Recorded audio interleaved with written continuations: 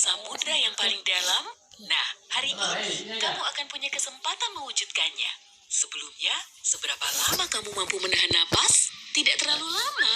Tenang, jangan khawatir. Silahkan naik kapal selamku dan ikutlah denganku dalam perjalanan menuju kedalaman. Siap? Oke, ayo menyelam. Saat ini, tepat di bawah permukaan, kamu melihat banyak makhluk hidup berkeliaran di sini.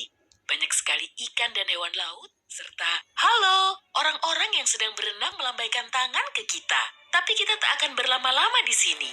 Dadah! Pada kedalaman 20 meter, ada dunia baru yang terbuka di depan matamu. Terumbu karang dangkal tumbuh dengan indah tidak jauh dari pantai. Dan hei, kita bertemu banyak orang lagi di sini. Tapi kali ini, mereka adalah penyelam scuba. Tanpa peralatan khusus ini, tekanan air di kedalaman ini tidak ramah bagi penyelam biasa. 40 meter adalah kedalaman tempat kita berpamitan, bahkan kepada penyelam rekreasi. Ini adalah batas maksimum yang diizinkan untuk mereka. Selamat bersenang-senang, teman-teman. 60 meter. Dan kita bertemu orka pertama. Paus ini mendiami perairan yang relatif dangkal di hampir semua laut dan samudra di dunia. Tahukah kamu bahwa orka adalah predator puncak? Artinya, orka tidak punya musuh alami dan tidak ada yang bisa mengalahkannya.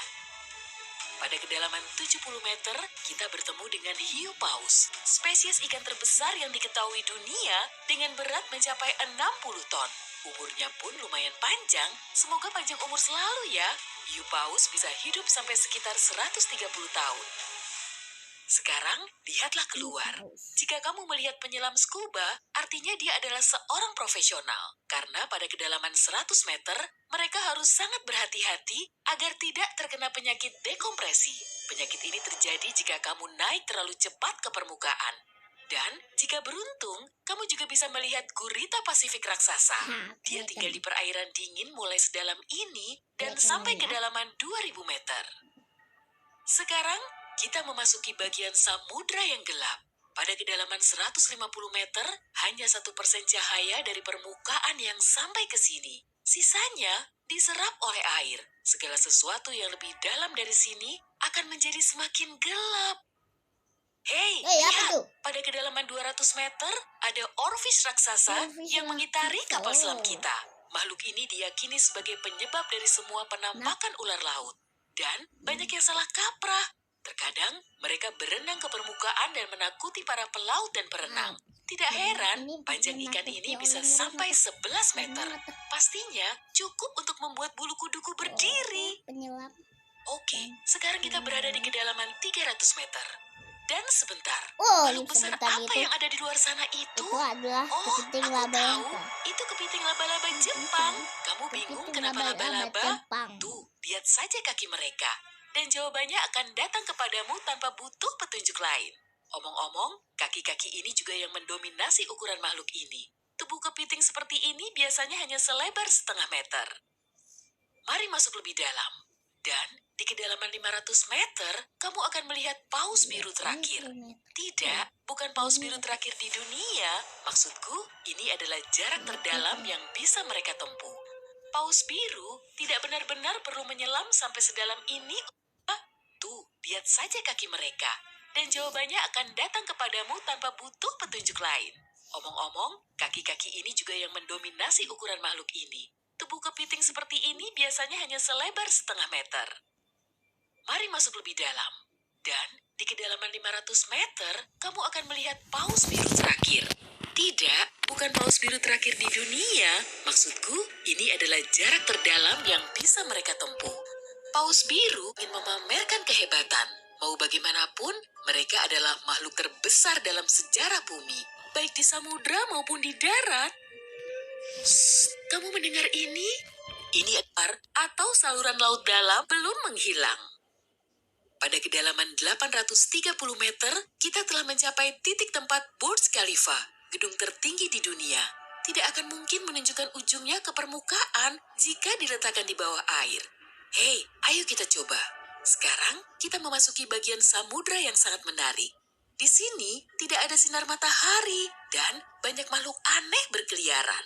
Cumi-cumi lah. Salah satunya adalah cumi-cumi raksasa. Ya, yang luar biasa besar itu. Dia mendiami kedalaman 900 meter. Bayangkan makhluk dengan mata sebesar frisbee. Paus sperma memburu monster ini, tapi mereka dijamin mampu melawan balik. Melihat mereka bertemu adalah pemandangan yang menegangkan. Dan disinilah kegelapan pekat akhirnya menyelimuti kita. Zona tengah malam.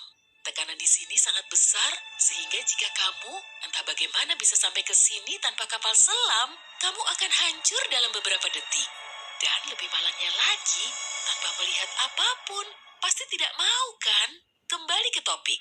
Di kedalaman 1100 meter terdapat Mata Barat, salah satu gunung berapi samudra terdalam di dunia. Oh. Letusan terakhirnya terjadi pada tahun 2009 dan bahkan direkam oleh kendaraan yang dioperasikan dari jarak jauh.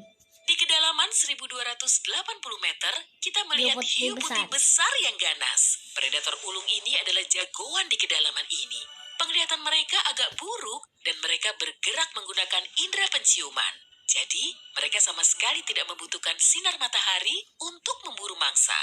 Aku tidak melihatmu, tapi tetap akan memakanmu. Selain itu, penyu belimbing, penyu terbesar di dunia, menyelam di kedalaman yang sama.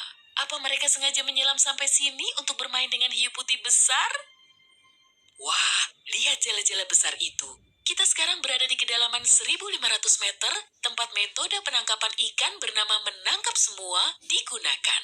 Jala di sini akan diseret di sepanjang dasar samudra, menangkap apa saja yang kurang beruntung di sana. Mengenai seberapa merugikannya metode ini bagi kehidupan samudra, biar kamu sendiri yang menilai. Pada kedalaman 1830 meter, jika berada di Grand Canyon, kita akan duduk di titik terendah dan terdalamnya. Bayangkan semua curug di sana terisi penuh oleh air, maka seperti itulah pemandangan di sini. Nah, jika kita benar-benar berhati-hati, pada kedalaman 2000 meter, kita akan melihat ikan naga hitam. Makhluk yang bagaikan muncul dari mimpi buruk ini tinggal di bagian samudra yang dalam dan gelap. Dan percayalah padaku, lebih baik dia tetap di sana. Bentuknya mirip makhluk dari film horor dan aku lebih suka jika kita tidak berpapasan dengannya di permukaan. Pada kedalaman 2250 meter, kita harus berpamitan dengan paus sperma. Jadikannya paus bergigi terbesar di dunia. Tidak banyak makhluk laut bisa melawannya. Perbedaan ukuran mereka terlalu besar. Dan mereka memang tidak punya urusan untuk menyelam lebih dalam lagi. Mungkin kalau mereka berburu ikan naga hitam, atau justru mereka yang diburu. Mustahil, perbedaan ukuran mereka terlalu besar. Panjang paus sperma bisa mencapai 19 meter, yang menjadikannya paus bergigi terbesar di dunia. Tidak banyak makhluk laut bisa melawannya. Semoga kapal selam kita punya lampu sorot yang kuat ya. Karena tanpanya, kita tidak akan bisa melihat keindahan terumbu karang samudra dalam yang super indah di kedalaman 3000 meter. Terumbu karang ini dapat ditemukan di setiap samudra, dan sayangnya tidak bisa dilihat tanpa peralatan khusus untuk menyelam di samudra dalam. Oke, mari terus melangkah lebih dalam. Dan di kedalaman 3700 meter, kita mencapai kedalaman rata-rata samudra dunia.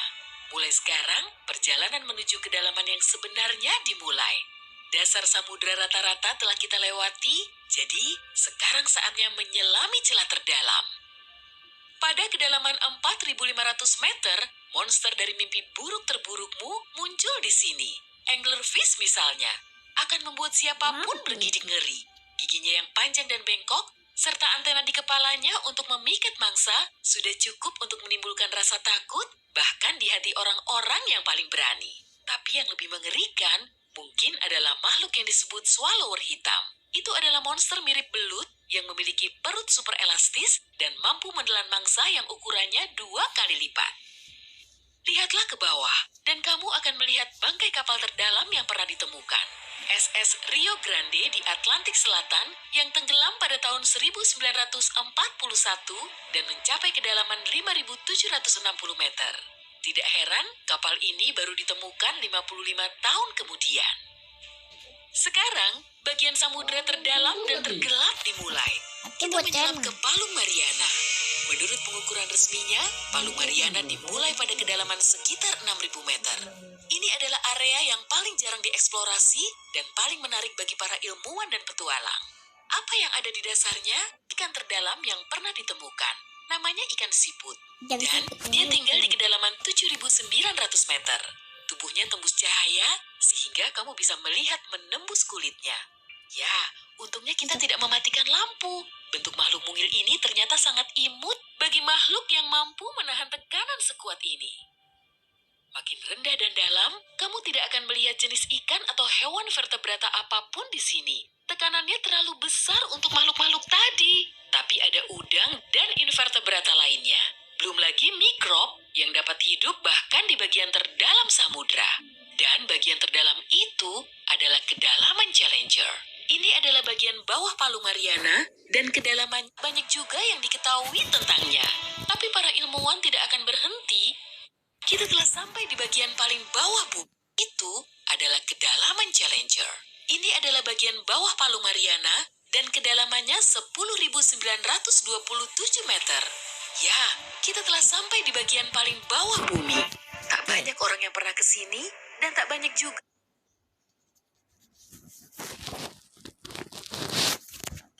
Oi.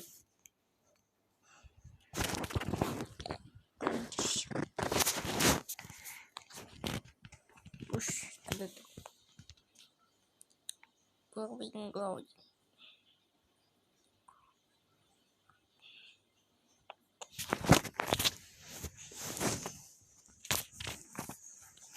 Pause ya, tapi sampai sini dulu ya. Bye bye.